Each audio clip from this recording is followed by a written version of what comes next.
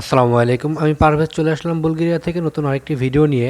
আর আজকের ভিডিওতে হচ্ছে আপনাদেরকে দেখাবো আমরা সব ফ্রেন্ডরা মিলে বুলগেরিয়াতে নতুন একটি জায়গায় ঘুরতে গেলাম। তো সেই জায়গাতে কি কি আছে সামনে এখন আপনারা যেটাকে দেখতে পারতেছেন এটা হচ্ছে মসজিদ। মসজিদটা হচ্ছে প্লভডিভ সিটি সেন্টারের মাঝে।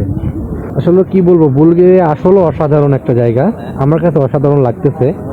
এখন যারা বাংলাদেশ থেকে মনে করতেছেন যে কিভাবে প্রসেসিং করবেন বা কিভাবে আসবেন, আমি আপনাদেরকে বারবার বলি বুলগেরিয়া এখন ইউরোপের 29টি কান্ট্রির মধ্যে সবথেকে বেশি ভিসা দিতেছে এবং গার্মেন্টস ওয়ার্কারের ভিসার পসিবিলিটি সবথেকে বেশি। আর যদি আপনি স্কিল ওয়ার্কার হন তাহলে আপনার আবেদন করার সময় চলতেছে এখনই। হয়তোবা 2025টা খুব গুড একটা রান হবে বুলগেরিয়ার জন্য। তো সবাই আমাকে সাপোর্ট করবেন, দোয়া করবেন, আর আপনাদের কোনো প্রশ্ন থাকলে সেটা আমাকে করবেন। আমরা চলে আসছি যেখানে ঘোরার জন্য আসছি, ওই জায়গাটা চলে আসছি। তো এটা হচ্ছে লোকেশনটা। মূলত আমরা আজকে এই উপরে পাহাড়ে উঠবো। দেখ, আমিও খুব এক্সাইটেড উপরে কি আছে দেখার জন্য। আর আমার সঙ্গে তো আছে, দেখলেনি আমার যে ভাই ব্রাদার। আমরা এখন পাহাড়ের ভিউটা নিতে যাচ্ছি সবাই মিলে। আর জনি তো এমনিতে আমাদের বড় ভাই, আর আমাদের জনি ভাইয়ের বড় ভাই হচ্ছে যে আমাদের নতুন যে ভাই, উনি প্রায় 2 বছরের কাছাকাছি সময় হয়ে গেছে। হাই, ওয়াও, সবাই আসতেছে। আমরা অলরেডি শুধু সিঁড়ি বাইয়ে পাহাড়ের উপর উঠতেছি। টাকা থাকলে আর কি গাড়ি নিয়ে ওঠা যায়, তো আমরা আর কি টাকা খরচ করবো না, আমরা হাইটে উঠবো। ইউরোপ আসতে ধৈর্য লাগে, টাকা লাগে, সবই লাগে, কিন্তু যখন দিন শেষে আপনি পৌঁছাইতে পারবেন আর ইউরোপের সৌন্দর্য 2 চোখ ভরে উপভোগ করবেন, তখন আপনার কাছে সব কিছুই, পিছনে যে কষ্ট করছেন, টাকা খরচ করছেন, কি করছেন, কোনো কিছু আর মনে থাকবে না। এখনো অনেক দূর বাকি।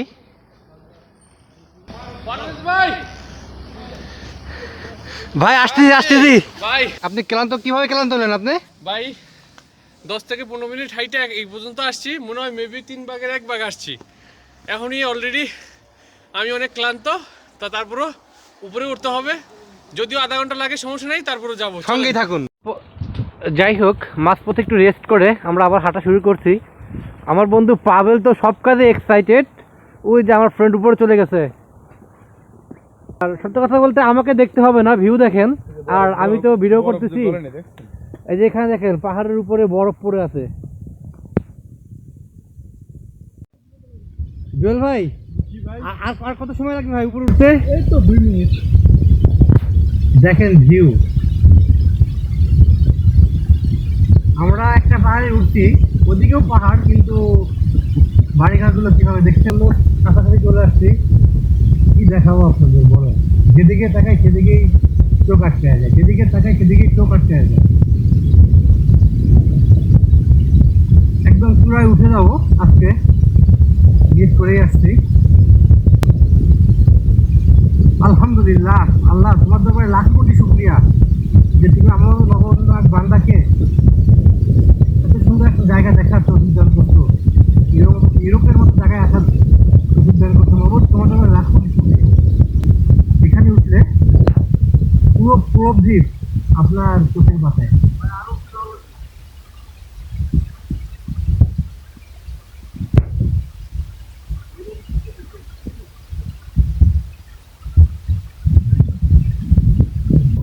আরেক ধাপ উপরে চলে আসছে এখন আমরা। এক জায়গা থেকে আরেক জায়গা সুন্দর, একটা থেকে আরেকটা বেশি সুন্দর। কি বলবো, বলার ভাষা আমার জানা নাই। এটা আরেকটা সাইড। এই জায়গাটার জন্যই প্রায় আধা ঘন্টা হাঁটার পরে এই জায়গায় পৌঁছেছি। আমি কথা বলতে পারতেছি না, খুবই ক্লান্ত। সত্য কথা বলতে জনি ভাই যে বলতে সে ক্লান্ত, আসলে ক্লান্ত আমরা সবাই।